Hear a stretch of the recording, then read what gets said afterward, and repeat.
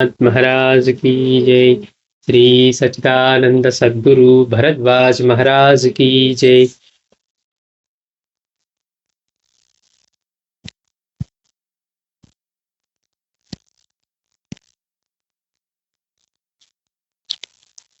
శ్రీ సాయి సన్నిధిలో మనం గత వారం రేగే గురించి అద్భుతమైన అనుభవాలు తెలుసుకుంటున్నాం చెప్పింది. అంటే ఇలాంటి భక్తులు కూడా ఉంటారా అనిపించే స్థాయిలో ఉంటారు రేగే అయితే.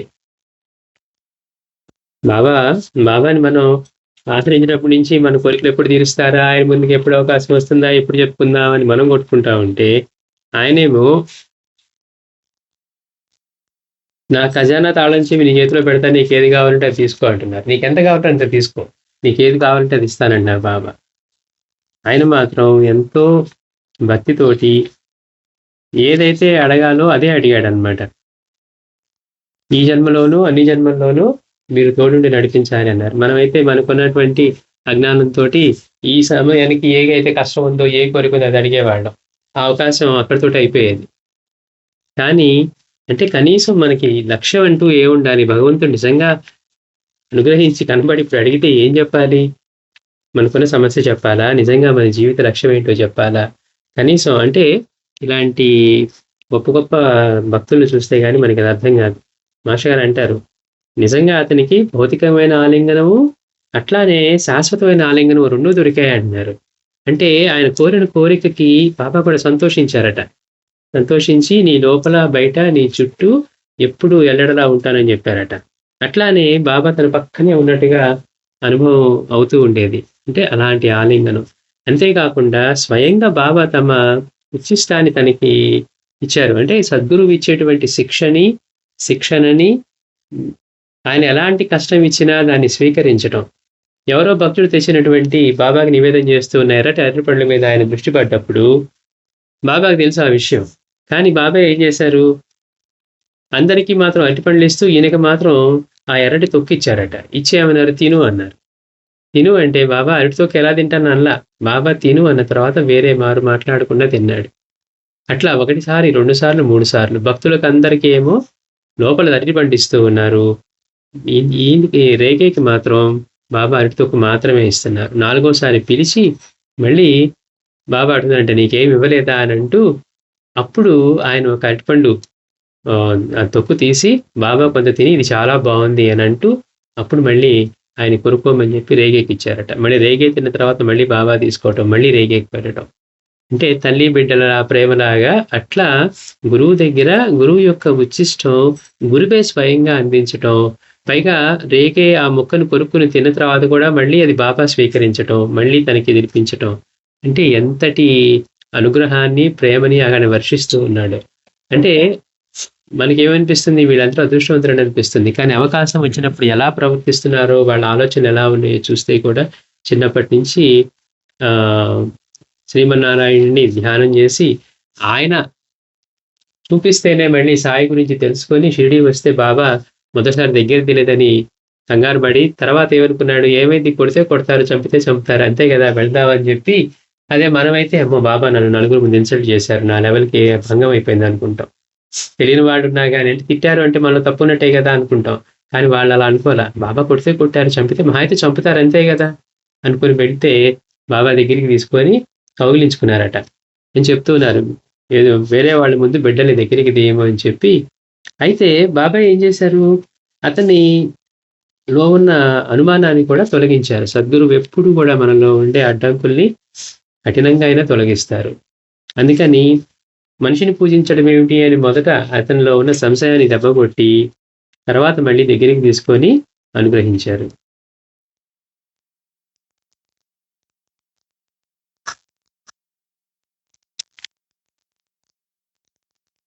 అయితే ఇక్కడ మాస్టర్ గారు అంటున్నారు, ఈ అరటిపండ్ల నీళ్ళలో చాలా విషయాలు ఉన్నాయి. మామూలుగా ఏదో బాబా దగ్గరికి వెళ్ళాం, పారాయణ చేసాం, కోరేసుకున్నాం, లేకపోతే బాబా దగ్గరికి వెళ్ళిపోయి ఏదో అడగగానే తీరిపోయింది అని మన సంతోషం ఉంటుంది. కానీ తర్వాత మన పరిపక్వత పెరిగినప్పుడు బాబా నుంచి కేవలం ఆ కోరిక తీరడంతో సరిపోతుందా? లేదు, బాబా మన జీవితాంతం ఈ జీవితంలోనూ మరు జీవితాల్లోనూ మనకి ఆయనతో ఆ బంధం ఏర్పడి అలాంటిది మనకి అనుభవం అవుతూ ఉంటుందా? ఏది కోరుకుంటున్నాం? ఎందుకంటే మాస్టర్ గారు అంటారు, వచ్చి అట్లా అడిగేవాడికంట అతిథులకి వాళ్ళకి కావాల్సింది ఇచ్చి పంపించేస్తారంట. అందుకని మిగిలిన వాడు వచ్చి కూర్చుంటే వాళ్ళకి కట్టుబడి ప్రసాదం ఇచ్చేశారు. అది ఆయన ప్రసాదమే కావచ్చు, కానీ అడిగిన కోరికలాగా మనకి అది వెంటనే దొరుకుతుంది. కానీ భక్తి విశ్వాసాలతో అచంచలమైన ప్రేమతో ఆయన ఏం ప్రసాదించినా సంతోషంగా తీసుకున్న రేగేకి మాత్రం సాయి ప్రసాదం లభించింది. తొక్కిచ్చారు, బాబా నాకేంటి తొక్కిస్తున్నారు అనలేదు. అందుకని ఇవన్నీ కూడా ఎంతో బాగా లోతైన అర్థం కలిగిన విషయాలు. అందుకే మాస్టర్ గారు చెప్తున్నారు.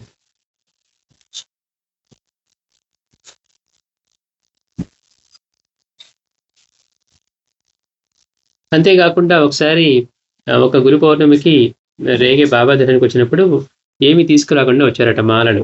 అక్కడ అందరూ భక్తితో పూలమాలలు అవి సమర్పిస్తూ ఉంటే అవి చూసి అయ్యో నేను ఏమి తీసుకురాకుండా వచ్చానని తన మనసులో బాధపడుతూ ఉంటే బాబా ఏం చేశారు, అవన్నీ చూపించి ఇవన్నీ నీవే అన్నారట. అంటే చూడండి ఎంతటి సమర్పణ అనే భావం లోపల ఉంది ఆయనకి. బాహ్యంగా చేసే మాలల కంటే కూడా ఇవన్నీ నీవే అన్నారు. ఎందుకంటే అందరూ వేసిన మాలలు కలిసి అతని హృదయంలో ఆయన పట్ల గల మాయని ప్రేమ అనే మాలకు సరితూతాయని వారి భావం.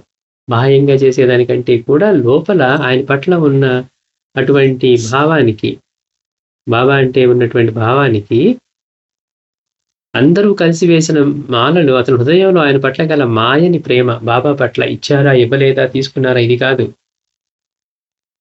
దాని పట్ల దాంతో సరితూగుతాయని వారి భావం.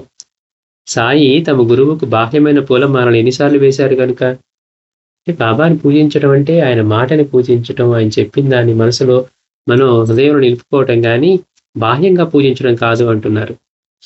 తన గురువుని బాహ్యమైన పూలమాలలు ఎన్నిసార్లు వేశారు కనుక. అలాగే రేగే ఎవరు చూడకుండా వారు ఆసనం కింద పెట్టుకుంటే ఆ మసిలిన గుడ్డ కూడా బయటికి తీసి బాబా అన్నారు, ఇది నాది, ఇది తిరిగేమని అన్నారు. బాబా ఏంటి ఎవరిచ్చినా కానీ తిరిగి ఇచ్చేసేవారు. ఇతనేంటి డైరెక్ట్ గా ఇస్తే బాబా దాన్ని ఇచ్చేస్తారు కనుక బాబా యొక్క ఆసనం కింద పెడదాం అనుకున్నారు. అంత సర్వజ్ఞుడికి ఆసనం కింద పెడితే తెలియదా, ఎక్కడెక్కడో ప్రపంచంలో ఎక్కడ జరుగుతుందో తెలిసే వారికి. ఆ ఆలోచన సమయంలో ఎలా ఉంటుంది, బాబాకి తెలియకుండా పెడదాం అనుకుంటారు. కానీ బాబా వెంటనే అదంతా తీయించి అది చూపించి ఇది నాది, ఇది తిరిగి ఇవ్వను అంటూ బాబా దాన్ని తమ భుజాలపై కప్పుకుంటూ రేగే కేసు చూసి ఇది నేను కప్పుకుంటే బాగుంది కదూ అన్నారు. రేగే వంటి భక్తి ప్రేమ అతని హృదయంలో నిష్ఠ అచంచలమైన భక్తి ఓరిముల రూపంలో గుప్తంగా ఉంటుంది. ఎట్లా ఉంటుంది అంటే గుప్తంగా సాయి కూర్చున్న ఆసనం కింద మస్లిన్ గుడ్డ ఉన్నట్లు. అంటే భక్తి ప్రేమ ఇవన్నీ గుప్తంగానే ఉండాలి, నిజానికి ప్రదర్శించుకునేవి కాదు అవి. మన వాళ్ళు ఏమవుతుందంటే ఇప్పుడు ప్రదర్శించుకునేది కూడా అయిపోతుంది. భక్తి కూడా ఆయన నుంచి మనకి ఆయన మనల్ని మెచ్చుకున్నాడా లేకపోతే అనుగ్రహించాడా అనే విషయం మర్చిపోయి భక్తిని కూడా ఎగ్జిబిట్ చేసుకోవాలి అనే స్థితికి వెళ్ళిపోతూ ఉన్నారనమాట. అందుకని అది ఎలా ఉండాలి అంటే సాయి కూర్చున్న ఆసనం కింద మస్లిన్ గుడ్డ ఉన్నట్లుగా భర్త పట్ల గల ప్రేమను పతివ్రత ఎన్నడూ లోకానికి ప్రకటించుకోదు. అలా ప్రకటించుకునేది వేసే మాత్రమే. అంతటి ప్రియుడు తన పట్ల సంప్రీతుడయ్యాడని లోకానికి గర్వంగా చాటుకుంటుంది. అంటే చూడండి మాస్టర్ ఎలాంటి పోలిక చెప్తున్నారు అంటే, మనం అందుకే దీక్షిత్ లాంటి వాళ్ళు వీళ్ళందరూ కూడా అవును బాబా పట్ల భక్తిని మనం చెప్పుకోవడం ఏంటి, మన భక్తి వల్ల ఆయనకి ఒరిగితే మనం చెప్పుకోవచ్చు. మన భక్తి వల్ల ఆయనకి ఏమైనా ఒరిగితే, ఆయన ఎప్పుడు పూర్ణ బ్రహ్మస్వరూపం. నాకు భక్తి కలిగితే ఆయన నుంచి నాకు అనుగ్రహం కలుగుతుంది, కానీ నా భక్తి వల్ల బాబాకి ఏమైనా సిద్ధులు వస్తాయా, శక్తులు వస్తాయా, ఇంకేమన్నా వస్తాయా? మరి మన భక్తిని చూసుకొని ఎందుకు? పైగా మనం చేసే భక్తి మన అనుగ్రహం కోసం చేస్తున్నాం కానీ లోక కళ్యాణం కోసమో లేకపోతే ఇంకొకటి కోసమో చేస్తూ ఉంటే అప్పుడు మనం చెప్పుకోవచ్చు, ఆహా నేను ఇది చేస్తున్నానని. అందుకని భక్తిని ఎప్పుడూ కూడా అలా చాటుకోకూడదు. అందుకని ఒకవేళ చాటుకుంటే ఏంటి అంటే మాస్టర్ ఒకటే మాట అంటున్నారు, అలా ప్రకటించుకునేది వేసే మాత్రమే. ప్రియుడు తన పట్ల సంప్రీతుడయ్యాడని లోకానికి గర్వంగా చాటుకుంటుంది. వేసకి లోకం యొక్క మెప్పు ముఖ్యం కానీ ప్రియునిపై తనకున్న ప్రేమ కాదు. కానీ గుప్తమైన పతివ్రత యొక్క ప్రేమయే నిజమైన ఆభరణం.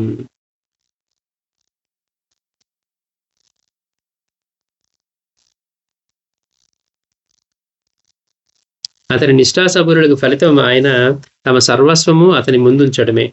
బాబా నుండి ప్రేమపూర్వకమైన ఆలింగనం పొందే మహాభాగ్యం కూడా ఇతనొక్కడికే దక్కిందని చెప్పవచ్చు.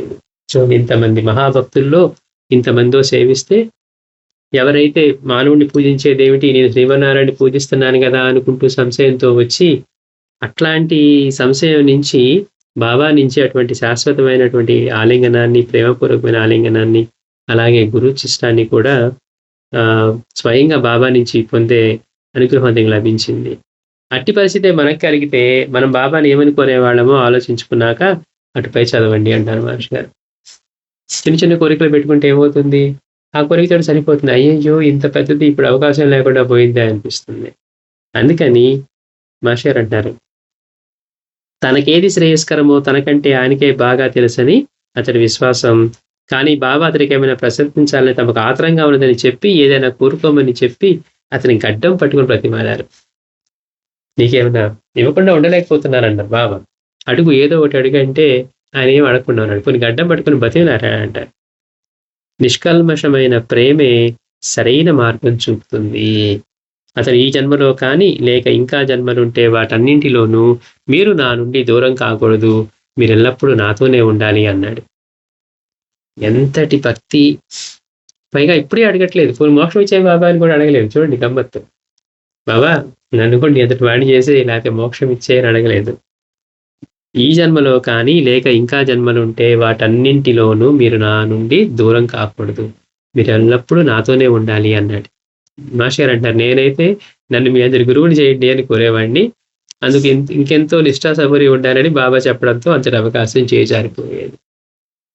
అర్హత లేని దానికి కూడా మనం ఆశపడినట్టే అవుతుంది. కానీ రేగే కోరేదానికి సాయి ఎంతగానో సంతోషించి భుజం తట్టి, సరే నీవెక్కడున్నా నీలోను నీ చుట్టూను ఎప్పుడూ నేనే ఉంటాను అన్నారు. అదే ఆయన అతనికి ప్రసాదించిన శాశ్వతమైన ఆలింగనం.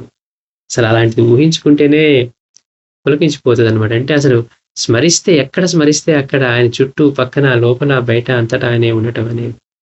బాబా సమాధి చెందాక కూడా అతనికి అట్టి అనుభవం స్థిరంగా నిలిచిపోవడమే విశేషం. సాయికి వారి గురువిచ్చిన ఆశీర్వచనం కూడా అదే, అది గుర్తుంచుకొనడమే. అంతేకాకుండా మాస్టర్ గారు అంటున్నారు, బాబా రేగే హృదయాన్ని కూడా సర్వబంధాల నుండి రక్షించుకుంటూ వచ్చారట.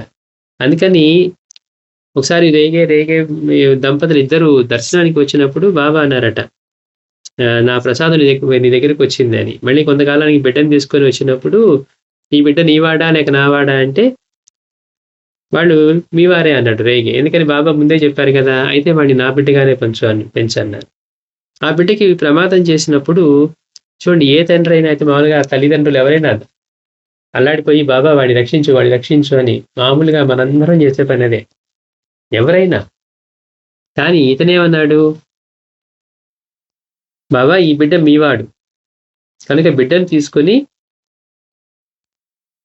మీరు అతనికి ఆత్మసాధాన్ని ప్రసాదించండి. స్థూలంగా ఇతడు జన్మించడానికి నిమిత్త మాత్రుడైనందుకు అతడి కర్మను నేను తీసుకుంటాను అని ప్రార్థించాడు. సపత్నేకర్ని చూశాం. బాబా ఈ బిడ్డని కాదు, ఈ 12 మందిని లేకపోతే ఎంతమంది ఉన్నారు అంతమందిని తీసుకున్నా కానీ నేను బాధపడ్ను, కానీ మీ మీద భక్తిని మాత్రం పోనివ్వకుండా. అంటే వాళ్ళ ప్రార్థన, వాళ్ళ హృదయాలు, బాబా అతన్ని ఎంతగా విసుక్కున్నారు, ఎన్నిసార్లు కసిరారు.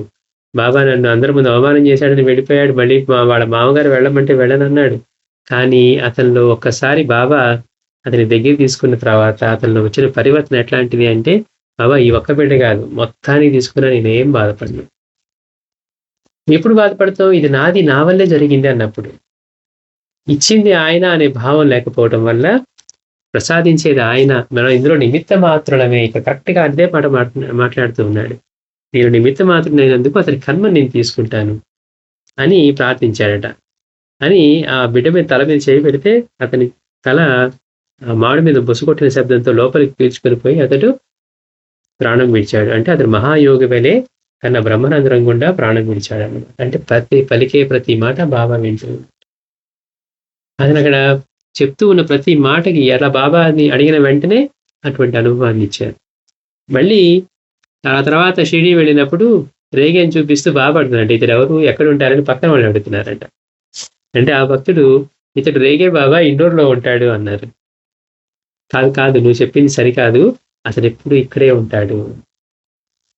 బాబా చేత అనిపించుకున్న మాట అది. అతడు ఇండోర్లో కాదు ఉండేది, ఇక్కడే ఉంటాడు అంటున్నారు బాబా. అతడు ఎప్పుడు ఇక్కడే ఉంటాడు, నేనెప్పుడు ఇతని చెంతనే ఉంటాను. అతను ఎప్పుడు ఇక్కడే ఉంటాడు, నేనెప్పుడు ఇతని చెంతనే ఉంటాను అని. మళ్ళీ ఇతనికి బిడ్డలు ఎవరైనా ఉన్నారా అన్నారు. అతని భక్తులు, లేరు బాబా, అతనికి ఉన్న ఒక్క బిడ్డ ఇటీవలే చనిపోయాడన్నారు. వెంటనే బాబా, చనిపోవడమా? కాదు కాదు, ఏం జరిగిందో నేను చెప్తాను. ఆ బిడ్డ నావాడు. ఇతడు నా బిడ్డను పెంచడం మాత్రమే జరిగింది. బంధాల నుంచి ఎలా విడిపడాలి అంటే, మనమేంటి, మనదంతా కర్తృత్వం, ఓనర్షిప్ మందే. అన్నీ మనమే, అన్నీ మనమే, అన్నీ మనమే, అన్నిటికీ మనమే. మనం అనుకున్నట్టే వాళ్ళు ఉండాలి, ఇట్లా ఉండాలి, అట్లా ఉండాలి.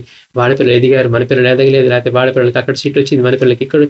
ఇదే కానీ అసలు వాళ్ళెవరు, వాళ్ళు ఎట్లా వచ్చారు, మనం ఏం చేయగలం, వాళ్ళకి రుణానుబంధాలు ఎలా ఉన్నాయి, కర్మబంధాలు ఎలా ఉన్నాయి, మన బాధ్యతలు ఎలా ఉంచాలి, మనం ఎంతవరకు చేయాలి అనేది ఉండదు.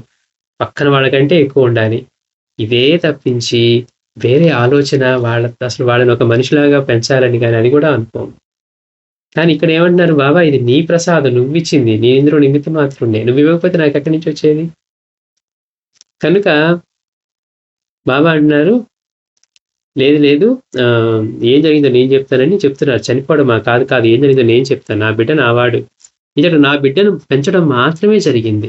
ఒకరోజు అతడు చూడండి, ఇప్పుడు పిల్లలు లేని వాడికి పిల్లలు కలిగితే సాయి ప్రసాదో, బాబా ప్రసాదో, లేకపోతే ఇంకో శివప్రసాద్ ఏదో పెట్టుకుంటారు, ప్రసాదం భావంతో. ఆ ఒక్క రోజుకే ఉంటుంది. కొంచెం వాడు పెద్ద మామూలుగా కానీ మళ్ళీ మామూలే. అందుకని బాబా అంటాడు, ఒకరోజు ఇతడు ఈ బిడ్డను శాశ్వతంగా మీ వద్దనే ఉంచుకోండి, అతని కర్మ నేను అనిపిస్తాను అన్నాడు. కనుక నా బిడ్డను తీసుకొని ఇక్కడ ఉంచుకున్నాను అంటూ తమ హృదయానికి చూపించి అతడు ఇక్కడే శాశ్వతంగా ఉంటాడు అన్నాడు.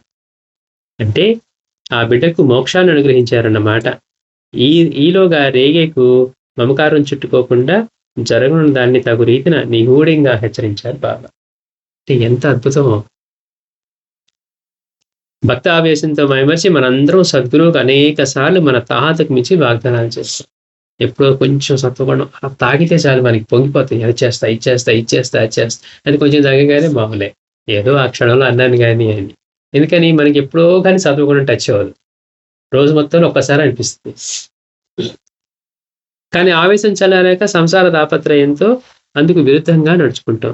అయినప్పటికీ సద్గురువు మనను పూర్ణంగా అనుగ్రహించాలని మనం అందుకు అర్హులమని భ్రమిస్తూ ఉంటాం.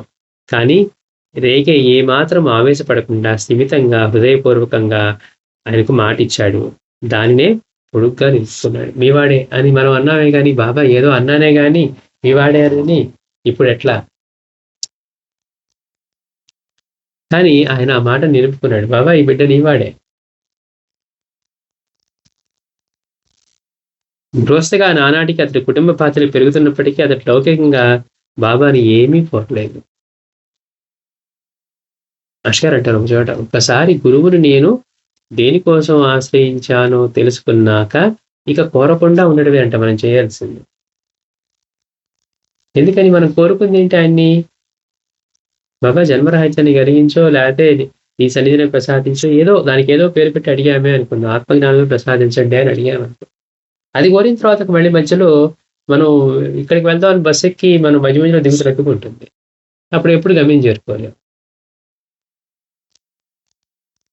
అందుకని అతడికి ఇంతకంటే పెద్ద సమస్య ఏముంటుంది? పుట్టిన బిడ్డ పోవడం అంటే ఎంత సమస్య, కానీ అసలు సమస్యగా తీసుకోవట్లేదు. బాబా నీ బిడ్డ, నీకే నీ ఇష్టం వచ్చినట్టు చేసుకో, పైగా అతని కర్మ నేను అనుభవిస్తాను అంటున్నాడు. లౌకికంగా ఎంత కష్టాలు వచ్చినా జరిగినా కానీ బాబాని ఏమీ కోరుకోలేదు. ప్రస్తుతానికి ముందు రాబోయే కాలానికి బాబా తనకు చేసిన ఏర్పాట్లతో సంతృప్తి చెందాడు. అసలు ఆ ఒక్క మాటలోనే ఉంది అంతా కూడా. అంటే ఏం కావాలో చూసుకుంటారు బాబా.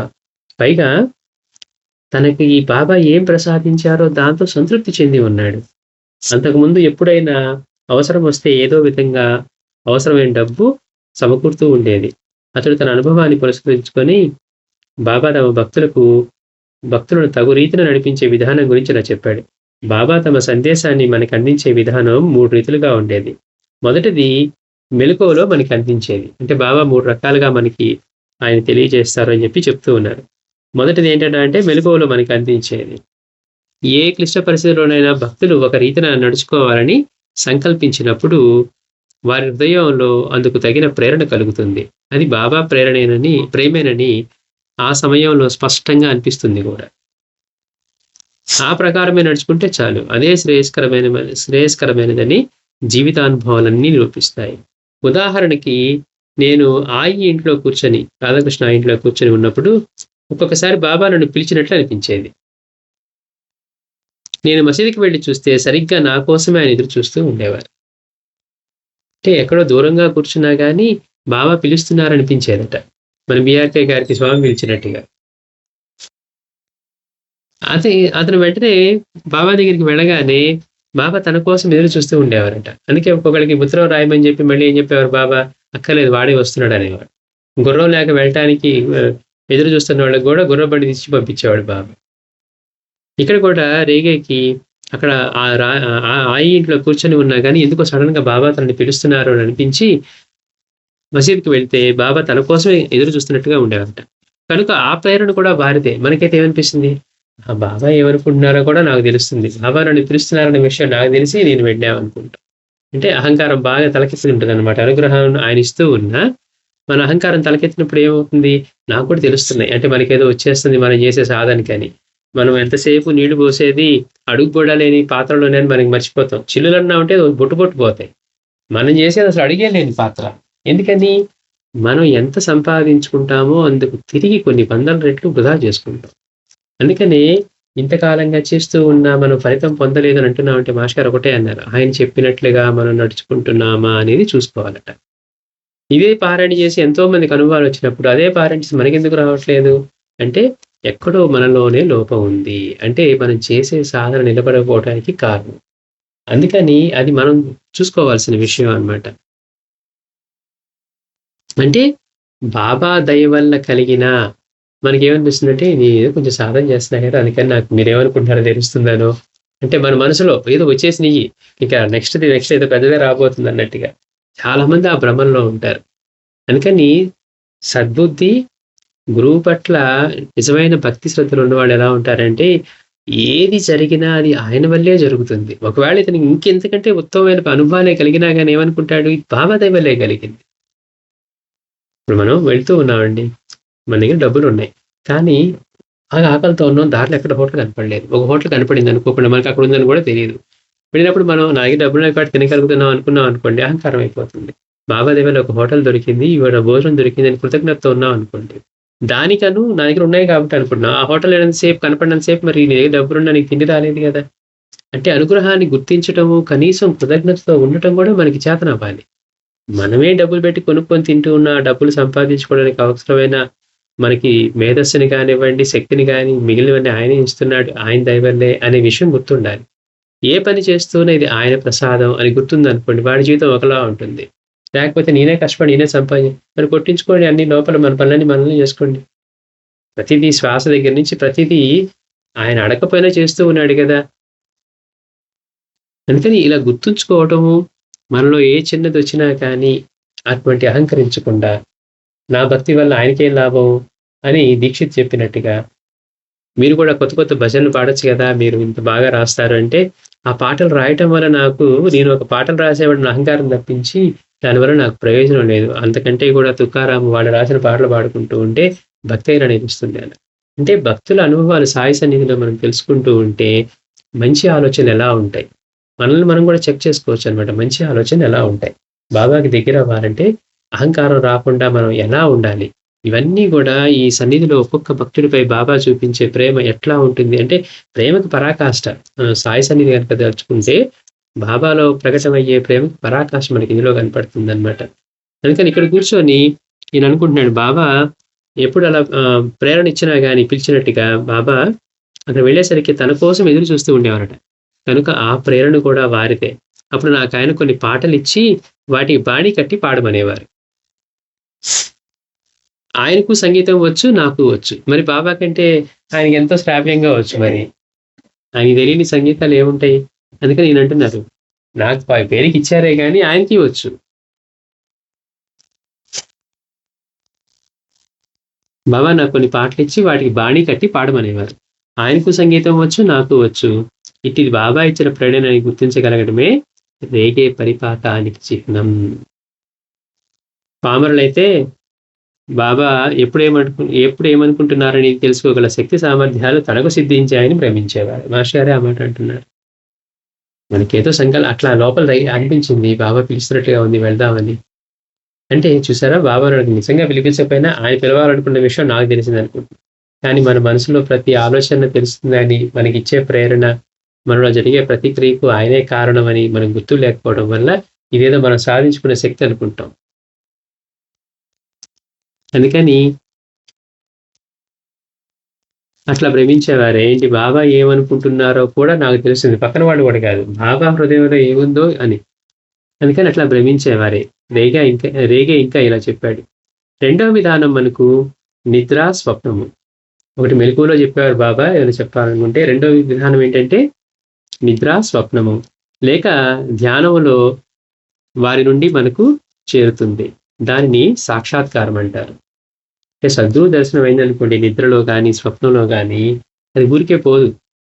దాన్నే సాక్షాత్కారం అంటారు అంటున్నారు. ధ్యానంలో కానీ అది అన్నిటికంటే స్పష్టంగా బలంగా ఉంటుంది. ఇక మూడవ విధానం, బాబా తమ భక్తుని ఇంకొక వ్యక్తి వద్దకు పొమ్మని ఆదేశిస్తారు. ఆ మూడో వ్యక్తికి బాబా తమ వద్దకు ఎందుకు పంపారో కూడా తెలియదు. వెళ్ళి శ్యామ దగ్గరికి వెళ్ళిరా అన్నారు హేమాద్ పంతుని. అయ్యో సాటేకి మొదటిసారి ఇంత అనుభవం కలిగింది, నాకు ఇన్ని 40 సంవత్సరాలుగా గురుచిత్ర పారాయణ చేస్తూ ఉన్నాను, 7 సంవత్సరాలుగా సాయి సేవ చేస్తూ ఉన్నాను. బాబా ఒక్కసారి కూడా నాకు ఇలా నోరు తెరిచి ఒక్క మాట కూడా చెప్పలేదే. సాటే ఒకే ఒక పారాయణ చేయగానే మళ్ళీ స్వప్నంలో కనపడి బాబా గురుచిత్రం చూసుకొని మాట్లాడుతూ ఇంకేదో చెప్పారు చేయమని అని కలత చెందుతూ ఉన్నాడు. నువ్వు వెళ్ళి శ్యామాన్ని తీసుకురా, నా దగ్గర 15 రూపాయలు దక్షిణ తీసుకొనిరా అన్నారు. ఇక్కడ ఏం జరిగిందో తెలియదు శ్యామకి. ఈయన వస్తే ఏం మాట్లాడాలో తెలియదు.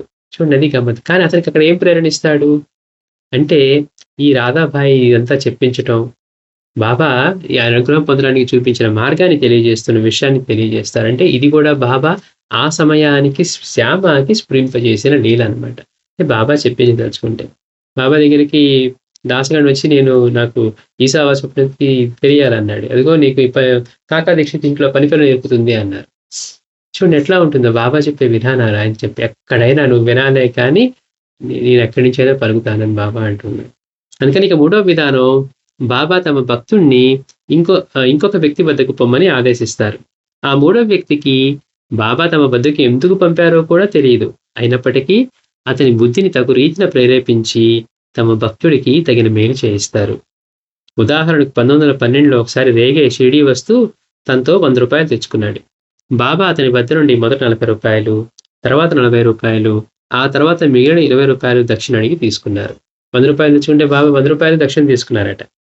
ఆ తర్వాత ఆయన మళ్ళీ దక్షిణ కోరితే అతడు తన వద్ద పైకం లేదన్నాడు.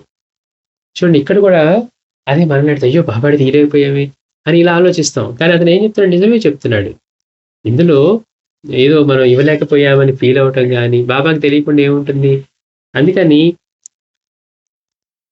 తన వద్ద పైకం లేదన్నాడు. బాబా అన్నారు, ఎవరి వద్ద నుంచి అయినా తెచ్చివు అన్నారు. ఎవరి వద్ద తీసుకొచ్చేది అడిగాడు రేగే. ఎవరి వద్ద తీసుకురావాలి కదా, పోనీ ఎవరింటికి తీసుకురామంటారు అని రేగే అడిగితే బాబా అన్నారు, శ్యామ వద్ద తీసుకురా అన్నారు. ఇదే చమత్కారం. 2 రూపాయలు 4 రూపాయలు ఆయనకి నెల జీతం వచ్చే ఆయనకి 15 రూపాయలు దక్షిణ అడిగితే బాబా నాకు డబ్బులేవో నీకు తెలుసు, అయినా కానీ బాబా అడిగారు కనుక నా 15 నమస్కారాలకి దక్షిణగా సమర్పించని చెప్పిన శ్యామకి వీళ్ళు 40 రూపాయలు తీసుకొని రామంటే శ్యామ ఎక్కడి నుంచి ఇస్తాడు? మరి బాబాకి తెలియదా అంటే అదే చమత్కారం. బాబా చేసే ప్రతి పనిలోనూ ఇలాంటి అద్భుతమైన విషయాలు ఉంటాయి అన్నమాట. అందుకని బాబా అన్నారు, చూడండి మనమైతే అసలు ఇంకోటి ఆలోచించాం, బాబా చెప్పారు పెట్టని తెచ్చేయాలి, దక్షిణ తెచ్చేయాలనుకుంటాం. కానీ రేగే ఏమంటున్నాడు, అతను దగ్గర ఇవ్వనందుకు నొచ్చుకోవట్లేదు, లేకపోతే సిగ్గుపడట్లేదు. నేను బాబాకి ఇవ్వలేకపోయానే, అయ్యో అందరి ముందు అడిగితే బాబా దగ్గర లేవని చెప్పానే. చాలా మందికి ఆయనకి ఇవ్వాలని దానికంటే నలుగురికి ముందు ఇవ్వలేకపోయామనే భావన కూడా ఉంటుంది. బాబాతో ఏం చెప్పాలి అదే చెప్పాడు. బాబా 10 రూపాయలు అయిపోయి నా దగ్గర పైకం లేదు అన్నారు. అంటే ఎవరిని అడిగి తీసుకురా అన్నారు. అది కూడా మీరే చెప్పండి, ఎవరిని అడగమంటారంటే బాబా శ్యామ దగ్గర తీసుకురా. అసలు చెప్పడమే ఎంత గమ్మత్తుగా ఉంటుందో. శ్యామ దగ్గర తీసుకురా అంటే అర్థం చేసుకుంటే బాబా చమత్కారం అక్కడే అర్థమవుతుంది. అదేంటి మరి శ్యామ దగ్గరికి పంపించడం ఏంటి? శ్యామ కేవలం ఒక పేద బడిపంతులు. సామాన్యంగా అతడి వద్ద అదనంగా పైకం ఉండటం జరగదు. రేగే వెళ్ళి అడగగానే అతడు, నీకు భావం అర్థం కాలేదు, నీ డబ్బుకు బాబా దృష్టిలో కించెత్తైనా విలువ లేదు. మనం ఒకవేళ 100 రూపాయలు ఇచ్చాం, నా భక్తి బాగా పరిపక్వత చెందింది, అడిగితే బాధపడకుండా ఒకప్పుడు బాధపడి ఇచ్చేవాడిని, ఇప్పుడు బాధపడకుండా ఇవ్వగలుగుతున్నాను, అన్ని ఇస్తున్నా కదా ఆయనే చూసుకుంటాడని ఆయన ఆలోచనతో రకరకాల ఆలోచనలు వస్తాయి. పరిపక్వత పెరిగితే తప్పించి ఇవ్వటమే అదృష్టంగా, అంటే మళ్ళీ దాని ప్రతిఫలం ఆశించకూడదు. ప్రతిఫలం ఆశిస్తే అది ట్రాన్సాక్షన్ అవుతుంది. ఆయనకి ఇచ్చినట్టు ఎక్కడ వస్తుంది, బాబాకి ఇప్పుడు ఇచ్చానుగా నాకు ఏదో ఒకటి చేస్తాడులే అని అనుకున్నాం అనుకోండి, అది వెంటనే ట్రాన్సాక్షన్ అయిపోయింది. అందుకే మాస్టర్ గారు అంటారు, హీనంగా అయినా సరే దానంగా తెలిసినా కానీ అలా అనడానికి ఉండదు. కానీ మనం ఇచ్చి దాని నుంచి ఆశిస్తూ ఉన్నాం అనుకోండి, అది దానము కాదు, దక్షిణ కాదు, త్యాగము కాదు. అసలు ఇంకా మనం ఏ మనసుతో ఇచ్చినట్లు, ఇస్తున్నాగా ఆయన ఏదో మంచి చేస్తా, అసలు ఈ ఆలోచన కూడా రాకూడదట. ఆయనదైంది ఆయనకి ఇస్తూ ఉన్నాం, ఇవ్వగలగటమే మన అదృష్టం అనే భావం ఉండాలి. చూసుకుని ఎలాగో చూసుకుంటాడు. ఇప్పుడు ఆ పని చేస్తే ఆయన ఎలా అనుగ్రహించాలని దానికే వదిలేద్దాం, అది కూడా మనమే అనుకుంటాం, ఆయన ఇలా అనుగ్రహించాలి, ఇది చేశాను కదా నాకు అలా చేయాలి ఆయన. అందుకని మాస్టర్ అంటున్నారు, ఇక్కడ శ్యామ దగ్గర పంపించడంలోనే బాబా యొక్క చమత్కారం ఉందట. శ్యామ కేవలం ఒక పేద బడి పంతులు. అందుకే ఆయన అన్నాడు, నీకు బాబా భావం అర్థం కాలేదు. శ్యామ వెళ్ళి అడిగాడు 40 రూపాయలు కావాలని.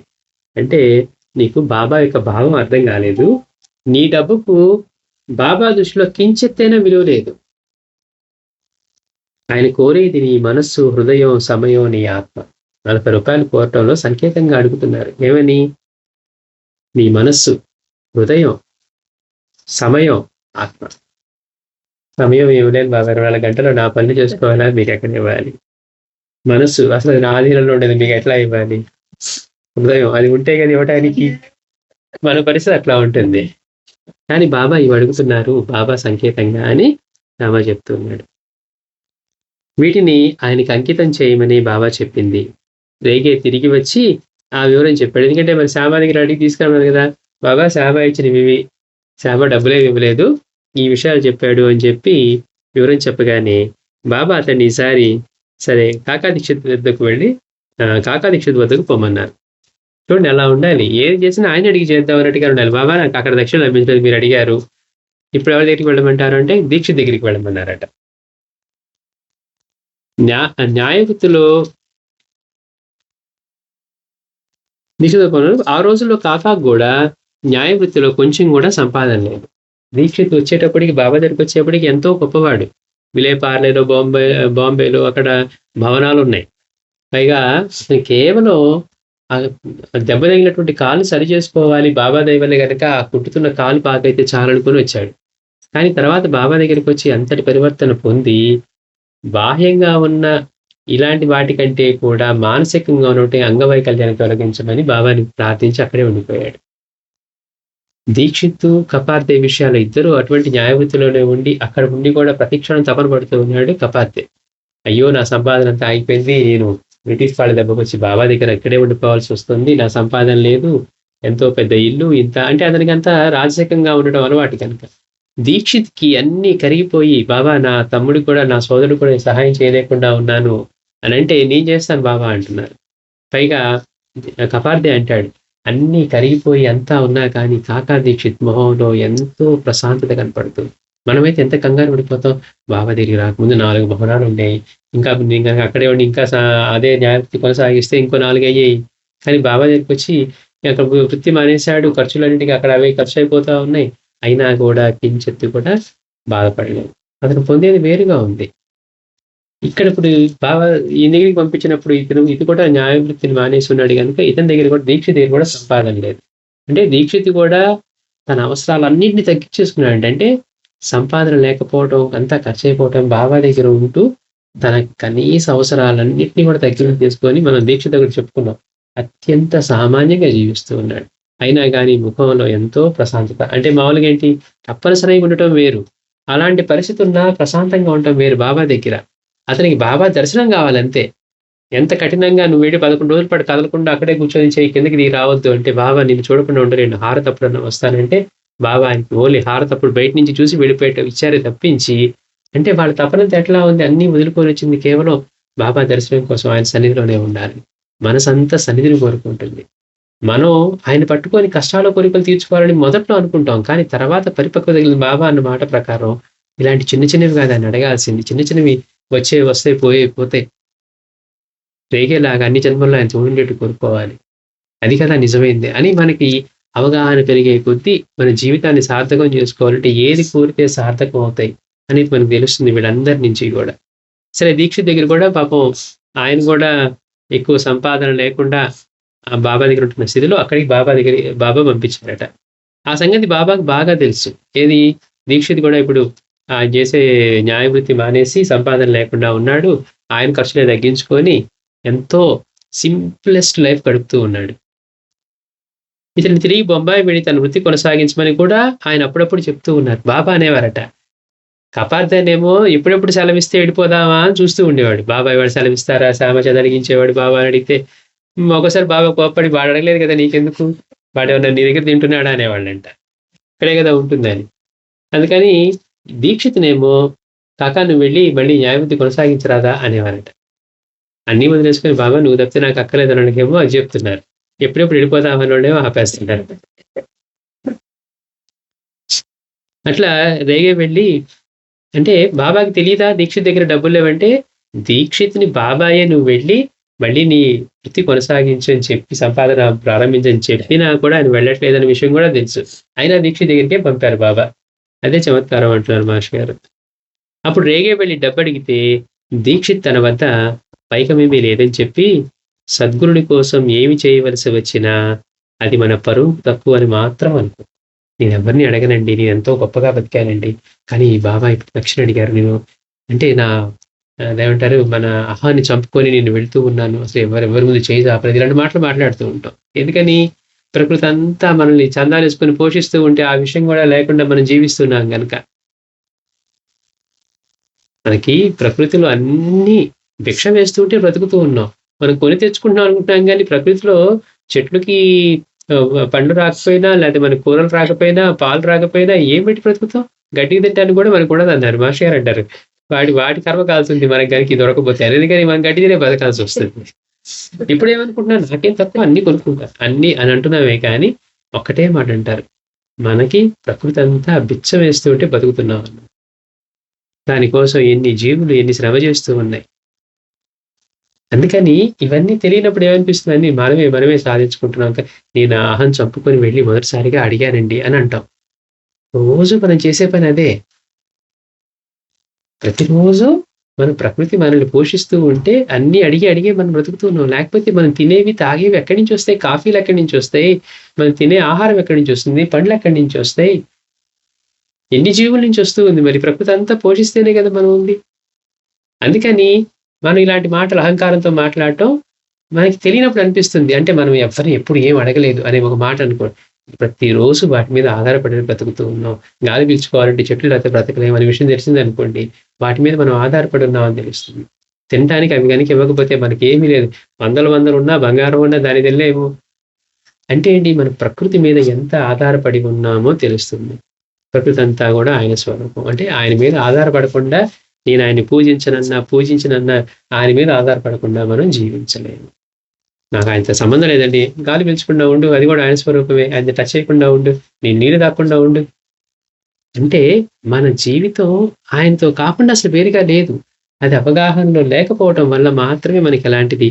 నేను ఎప్పుడు ఎవరిని ఏం అడగనండి. అందుకని దీక్షిత్ అంటూ ఉన్నాడు, సద్గురువు కోసం ఏం చేయవలసి వచ్చినా వెనుకాడు. అంతటి సద్బ్రాహ్మణుడు అయ్యింది కూడా ఒక దెబ్బతో నరుకు అని కానీ కత్తిని తెప్పిస్తే ఆ మేక నరకడానికి దీక్షిత్ ఒక్కడే దాన్ని నరకడానికి సిద్ధమయ్యాడు. కానీ లోపల ఆలోచిస్తున్నాడు, బాబా నన్ను పరీక్షించడానికే చేస్తూ ఉన్నాడా అని అనుకుని ఆయన సిద్ధమయ్యాడు. అట్లాగే ఎదుగో మాంసం ఉడుతున్నప్పుడు చేయబెట్టి చూడు అంటే కూడా బాబా ఉడుకుతుందిలే అన్నాడు. కాదు, గుండెలో చేయబెట్టి అంటున్నారు బాబా. నీ ఆచారానికి ఏం భంగం కాదా అంటున్నారు. అంటే చూడండి ఎట్లా ఉంటుంది వాళ్ళ సంస్కారం, వాళ్ళ హృదయం. అందుకని సద్గురుని కోసం ఏం చేయవలసి వచ్చినా అది మన పరువుకు తక్కువ అని మాత్రం అనుకో. నారకే కూడా ఏం చేసేవాడు, సూటు బూట్ వేసుకొని భిక్షకి వెళ్ళేవాడంటే బాబా తరపున. బాబా ఇవాడు, బాబా నీ బదులు నేను భిక్షకి వెళ్తానంటే సరే వెళ్ళమనేవాడంటే. ఎట్లా వెళ్ళేవాడంటే సూటు బూట్ వేసుకొని భిక్షకి వెళ్ళేవాడట. మనమైతే అమ్మో భిక్షకి వెళ్ళటం ఏంటి అనిపిస్తుంది, ఎవరైనా ఏదైనా పెడితే ఉరికి తీసుకుంటే ఏంటి అనిపిస్తుంది. ఎందుకని మన ఆలోచన అంతా మనకి ఏం తక్కువ, మనం అన్నిటికంటే ఎక్కువ అనేది ఉంటుంది. ఎక్కడికో వెళ్ళాం, ఏమీ తొండి దొరకలేదు, ఏంటి పరిస్థితి? అప్పుడు ఎవరు పెట్టినా తింటావా? నేను ఇలా తక్కువ తినండి, 5 స్టార్లోనే తింటాను మనం అంటావా? అలా వెళ్తూ ఉన్నాం, ఏదో ఊరు వెళ్తున్నాం, ఎక్కడా హోటల్ రావట్లేదు, చిన్నది ఏదో ఒక ఇది కనపడింది, ఆగి తింటామా తినవా? లేదండి, నేను ఎప్పుడు స్టార్ హోటల్లో తప్పితే తినండి, ఫింగర్ బౌల్ తెస్తే కానీ చేయగలను అనేవాళ్ళం. అక్కడ వాడు ఏం పెట్టినా, పునుగులు పెట్టినా, బజ్జీలు పెట్టినా అవే దీని ముందు కడుపు నింపుకుంటాం. కనుక అంటే ఇది ఎందుకు చెప్తున్నానంటే, నేను ఎప్పుడు దేనికోసం చేయి చాపనండి అని అంటాం ఎంత తప్పో తెలియకుండా ప్రతిరోజు చేయి చాపే బతుకుతూ ఉన్నాం. అది ప్రకృతి మీద మనం అంత ఆధారపడి ఉన్నాం. ఇది తెలుసుకుంటే ఏమవుతుంది? అహంకారం తగ్గుతుంది. అంటే మాకేం తక్కువ, మాకు అన్నీ ఉన్నాయి, మాకు డబ్బులు ఉన్నాయి, ఉంటే ఉండు నీవు. కానీ అందుకని నీవు ఈ పాలు తాగనండి, గేదెనిచ్చే పాలు తాగను, లేకపోతే ఆవిచ్చే పాలు తాగను, మామిడి చెట్టు నుంచి వచ్చే పండు నేను తిన్ను, నాకు అన్నీ ఉన్నాయి, నీ డబ్బులే తింటేనండి అని అనగలమా మనం? మరి అన్నిటి మీద ఆధారపడ్డామా లేదా? అడగకుండా ఏమైనా చేస్తూ ఉన్నామా లేదా? అందుకు మహర్షి గారు అంటారు, కృతజ్ఞతగా బతకటం మొదటిగా మనం చేయాల్సిన పని. అందుకని సద్గురువు కోసం ఏం చేయవలసి వచ్చినా అది మన పరువుకు తక్కువ అని మాత్రం అనుకో. పరువు అనే పదం అని సలహా ఇచ్చాడు. ఆ మాట వినగానే బాబా నవ్వి, ఆయనేమో నీ మనసు, హృదయం, సమయం, ఆత్మలు ఇవ్వమన్నారు, ఈయనేమో సద్గురువు కోసం ఏం చేయవలసి వచ్చినా కానీ నువ్వు పరువుకు తక్కువ అని మాత్రం అనుకోకు, పని చేసేని సలహా ఇచ్చాడు. అంటే ఇప్పుడు లేవు కదా, మళ్ళీ ఎవరైనా అనడానికి కూడా నువ్వు ఆలోచించవద్దని. సరే, ఇతని సమాధానం విని మళ్ళీ ఆ మాట వినగానే బాబా నవ్వి, అయితే నానో చంద్రకర్ వద్దకు వెళ్ళి అడుగు అన్నారు. నానో చంద్రకర్ ఏంటి, అన్నిటికీ ఏదో ఒక ఇది పెట్టుకుంటాడు. ఇప్పుడు చెడు ఆలోచనలు వస్తాయా, అయితే ఏదో ఒకటి శ్లోకం గుర్తు తెచ్చుకుందాం, బాబాని అందరం తిట్టకూడదు, నా పరువు పోకూడదు, నేను మరి కలెక్టర్ లెవెల్లో ఉన్నాను, మా నాన్నగారు కలెక్టర్ చేశాడు, మరి నాకు ఇట్లా అంటే ఏంటి, అంతా కూడా బాబా దృష్టిలో ఎట్లా ఉన్నావు అనేది కాదు, నలుగురి దృష్టిలో బాబా నువ్వు కాబట్టి లోపల తీసుకెళ్తే అందరి ముందు మాత్రం తిట్టు బాగా కరెక్ట్గా ఉంటుంది. అందుకని ఇప్పుడు బాబా చూడండి, మళ్ళీ ఒక్కొక్కళ్ళు ఒక్కొక్క సంస్కారం. శ్యామ, దీక్షిత్, తర్వాత చంద్రకర్ దగ్గరికి. అయితే అప్పుడు నానా చంద్రకరు ఖండోబాలయంలో ఉపాసనీ శాస్త్రితో ఒక ఆధ్యాత్మిక గ్రంథం చదువుతూ ఉన్నాడు. రేగే వచ్చి పైకి మడగానే బాబాకు దక్షిణ సమర్పించడం విషయంలో తానెలా ముందుగా జాగ్రత్త పడతా అనేది వివరించాడు. నాకు తెలిసి ఇట్లాంటివి జరుగుతాయని, అక్కడ 100 రూపాయలు అంటే ముందు అడిగేస్తారని చెప్పి నేను ఏర్పాటు చేసుకొని వస్తాను అని చెప్పి ఈయన బాబా అడిగితే లేవని చెప్పకుండా ఉండడానికి నేను ఏం చేయాలా అని యుక్తిని ప్రదర్శించడం కోసం. బాబా దగ్గర భక్తి ముఖ్యం కానీ యుక్తి కాదు. మన యుక్తి ఎలా ఉంటుంది, ఆయన ఒక చిన్న దాంతో బదులు కొట్టేస్తారు. అందుకని నేను ఎంత జాగ్రత్తగా ఉంటాను తెలుసా, నేను ఇంత స్ట్రాటజీ ఫాలో అవుతాను అని యుక్తిని ప్రదర్శిస్తూ ఉన్నాడు. బాబా విషయంలో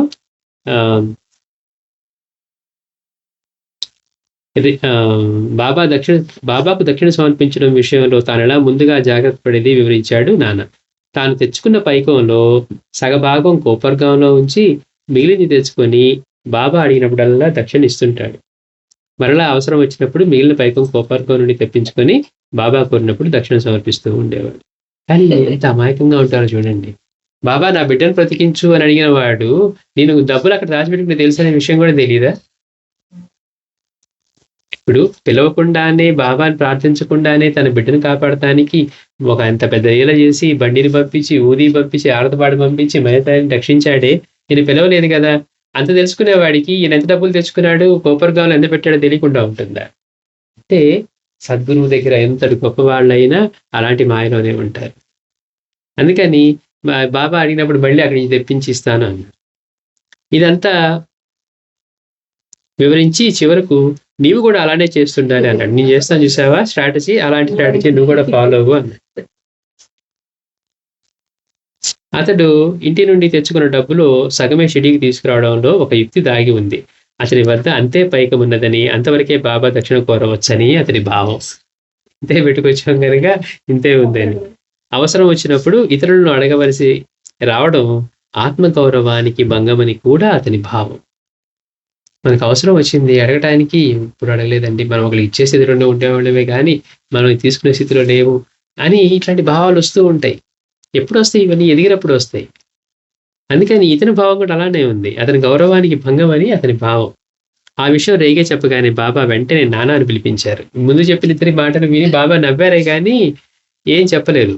ఈ నానా చంద్రకర్ ఇలా చెప్పగానే నీ పని ఇట్లా ఉందా అని చెప్పి చంద్రకర్ని పిలిపించారంట బాబా.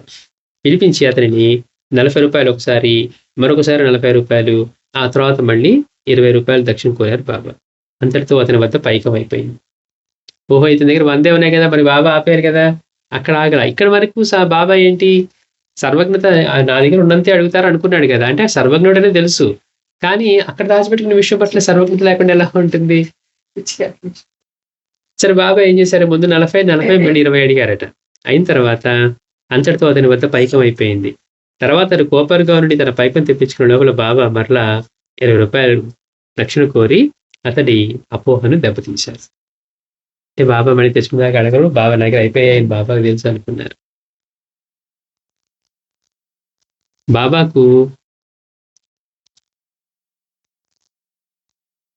బాబాను ఆర్థికంగా ఆదుకుంటున్నామన్న అపోహ నానా హృదయంలో చోటు చేసుకున్నందుకే బాబా అలా చేశారు. అంటే మనం బాబాకి దక్షిణ సమర్పిస్తున్నాం. 100 రూపాయలు ఇచ్చాం ఇప్పుడు దక్షిణ. బాబాకి ఏదో అవసరం ఉండి అడుగుతున్నారు, అందుకని మనం ఆదుకుంటున్నాం ఆయన అనుకుంటున్నారట.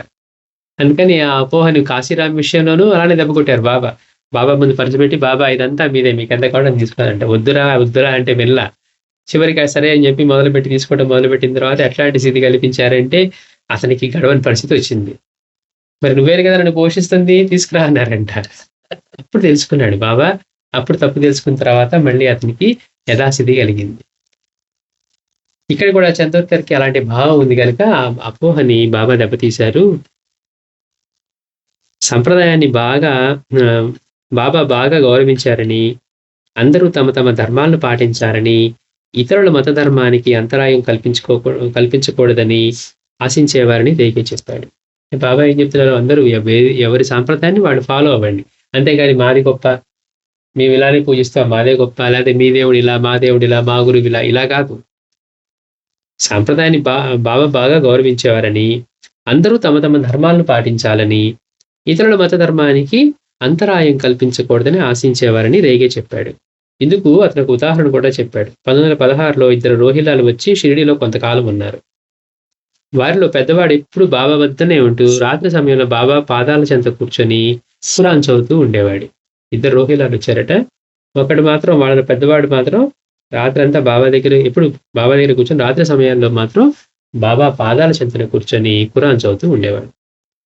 అతడు ఎంతో ఆచారవంతుడే కాక బాబా గొప్ప మహాత్ముని తలచి ఆయన సాక్షాత్తు ప్రవక్త అన్నట్లు చూసుకునేవాడు. అంటే బాబాని వాళ్ళ మత ప్రవక్తగానే చూసుకునేవాడు. అయినప్పటికీ బాబా బోధలు, ఆచరణలో కొన్ని అంశాలు అతనికి నచ్చేవి కాదు. అవి ఇస్లాం మత ధర్మానికి విరుద్ధంగా ఉంటాయనేవాడు. ఎందుకు అంటే ఒక పక్కన ఇంత గౌరవం ఎక్కడో బాబా చెప్పే మాటలు కొన్ని వాళ్ళ మత ధర్మానికి అడ్డం కల్పించేవి గాను, లేకపోతే సరిపడినట్టుగానో ఉండేవని కొంచెం ఇది ఒక్కదాంతోనే ఉండేవాడు. అందుకని కొన్ని నచ్చేవి కాదట. ఎందుకంటే అతని మత ధర్మానికి విరుద్ధంగా ఉంటాయనేవాడు.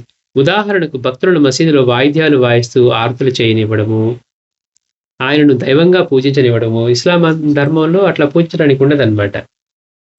అందుకే అంటారు, అట్లా నేనే దైవం అంటే ఒక మహాత్ముడు తల కూడా దొరికేశారని. అంత కఠినంగా ఉంటారు వాళ్ళు.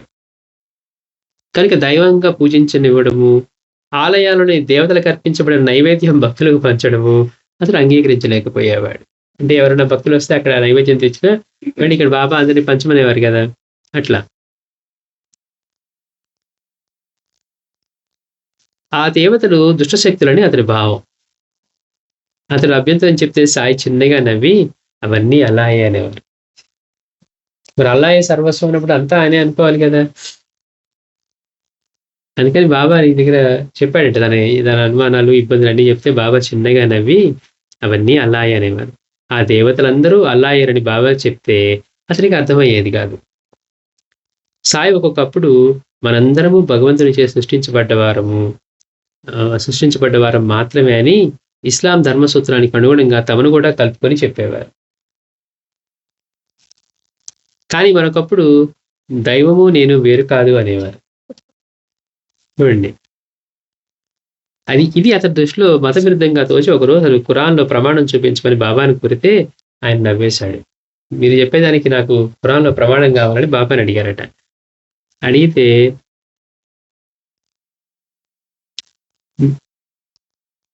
ఆయన నవ్వేశాడు. ఇది రోహిల్లాకి ఎంతో అభ్యంతరం అనిపించింది. అతనికి తెలిసిందల్లా మత ధర్మంలో తద్విరుద్ధమైన అంశాలు చొప్పించిన వారికి మరణశిక్ష విధించాలని మాత్రమే. అంటే వాళ్ళలో అంత కఠినంగా ఉండేది. వాళ్ళ దానికి విరుద్ధంగా కనుక ఏమైనా మాట్లాడితే వాళ్ళకి మరణశిక్ష విధించడం అనేది. ఈ కారణంగా బాబా ప్రవక్త అయినప్పటికీ ఆయనను చంపడమే తన ధర్మం అని నిర్ణయించుకొని ఒకరోజు బాబా వెనుకగా వెళ్ళి ఒక లావాటి కర్రతో ఆయన కొట్టబోయాడు. చూడండి, అతను కొట్టబోయేవాడు ముందు భక్తుడే, బాబా పట్ల గౌరవం ఉన్నవాడే. కానీ కేవలం తనకున్న అనుమానాలకి బాబా అన్నీ అల్లాయని చెప్పిన తర్వాత ఒక్కోసారి నేను దైవము వేరు కాదని చెప్పిన విషయంలోనూ, తర్వాత తనకి ప్రమాణం చూపించమని అడిగినప్పుడు బాబా నవ్వారని చెప్పి తనకి కోపం వచ్చేసింది. అందుకని ఆయన ఎంత గొప్పవాడైనా కావచ్చు, మత ధర్మానికి విరుద్ధంగా చెప్పాడు కనుక ఆయన ప్రవక్త అయినా సరే ఆయన్ని మరణశిక్ష వేయడమే అనుకున్నాడట. అందుకని ఒకరోజు నిర్ణయించుకొని బాబా వెనుకగా వెళ్ళి ఒక లావాటి కర్రతో ఆయన్ని కొట్టబోయాడు. ఆయన అకస్మాత్తుగా వెనుకకు తిరిగి అతని కేసి తీవ్రంగా చూసి అతని మణికట్టు తాకాడు. చూడండి, అతను వెనకని చూస్తే బాబా ఒక్కసారిగా వెనక్కి తిరిగి అతని కేసి తీవ్రంగా చూశారట. చూసి అతని మణికట్టు తాకాడు. అతడు భయంతో కృంగిపోయి నేలపై కుప్ప కూలి లేవలేకపోయాడు. ఆ దుడ్డుకర ఎత్తడానికి గాని లేక తాను లేవటానికి గాని శక్తి లేకపోయింది. బాబా అతనిని అలా విడిచి వెళ్ళిపోయారు. ఎవరో వచ్చి అతన్ని లేవదీయవలసి వచ్చింది. తర్వాత అతడు బాబా వద్ద సెలవు తీసుకుని శాశ్వతంగా షిరిడీ విడిచి వెళ్ళిపోయాడు. రెండవ రోజుల్లో మాత్రం వారిపై అట్టి అసహనం వహించక బాబాకు వినయ విధేయతలతో సేవ చేస్తూ ఆ సంస్థానంలోనే ఉండిపోయాడు. ఇద్దరు వస్తే ఇతను చేసేవాడు, కానీ ఇతనికి ఉన్న అనుమానాల వల్ల మత ధర్మాన్ని గ్రంథంలో చెప్పిందే ప్రమాణం, అందులో వాటికి విరుద్ధంగా చెప్పిన అని ఉద్దేశంతో అతను బాబానైనా సరే ఆయన్ని మరణశిక్ష వేయించాలి అని అట్లా అనుకున్నవాడు అనమాట. కానీ ఎట్లాగో బాబా అతన్ని తప్పకుండా వదిలేశారు, కామ్గా వెళ్ళిపోయాడు. రెండవ రోజుల్లో మాత్రం ఎలా ఉండేవంటే బాబా పైన ఎట్టి అసహనం లేకుండా బాబాకు వినయ విధేయతలతో సేవ చేస్తూ ఆ సంస్థానంలోనే ఉండిపోయాడు. అట్టి అసహనం ముస్లిం భక్తులకు మాత్రమే పరిమితం కాదు, కొందరు హిందూ భక్తులలో కూడా ఉండేది. వీళ్ళేమో ఆయన ముస్లింలకి ప్రోత్సహిస్తున్నారని, వాళ్ళు ఇచ్చినప్పుడు ఫాతిహా చదివిస్తున్నారనో, లేదా ఇంకోటనో వాళ్ళ పద్ధతులు కూడా ఫాలో అవుతున్నారని అట్లా ఈ హిందువులకు కూడా ఉండేది. కానీ బాబా మాత్రం ప్రతిసారి దానిని విధిగా అణిచివేశారు. అప్పుడప్పుడు సాయిబాబా నిగూఢమైన పరిభాషలో మాట్లాడేవారు.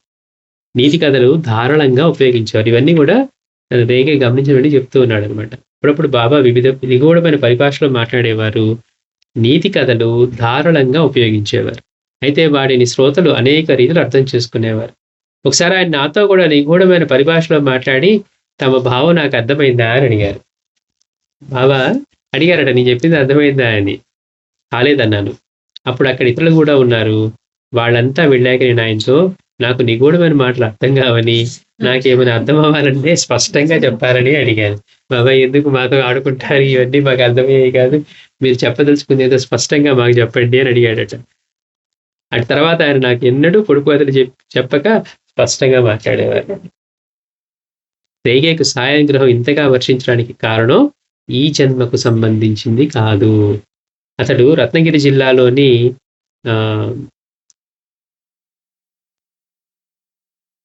నాహీబాబ్ గ్రామంలో జూలై 5, 10 యోగిని ఏకాదశి నాడు జన్మించాడు. నాటికి 6వ రోజున ఆ బిడ్డ పడక ప్రక్కన హఠాత్తుగా ఒక ఫకీర్ ప్రత్యక్షమై ఆ పిల్లవాడిని ఎత్తుకొని అతని తలపై తమ చేతితో నిమిరి తిరిగి అడుగుపెట్టాడు. ఆయన ఎవరోనని ఆ ఇంట్లో విచారించేలోగానే ఆ ఫకీర్ అదృశ్యులయ్యారు. అది చూసి అలా తమకు దర్శనమిచ్చింది దయ్యంబో భూతమని ఆ కుటుంబంలో వారంతా భయపడ్డారు. తర్వాత రేగే 1910లో షిరిడి వెళ్ళినప్పుడు బాబా అతను ఆశీర్వదించి తమ ఫోటో ఒకటి ప్రసాదించారు.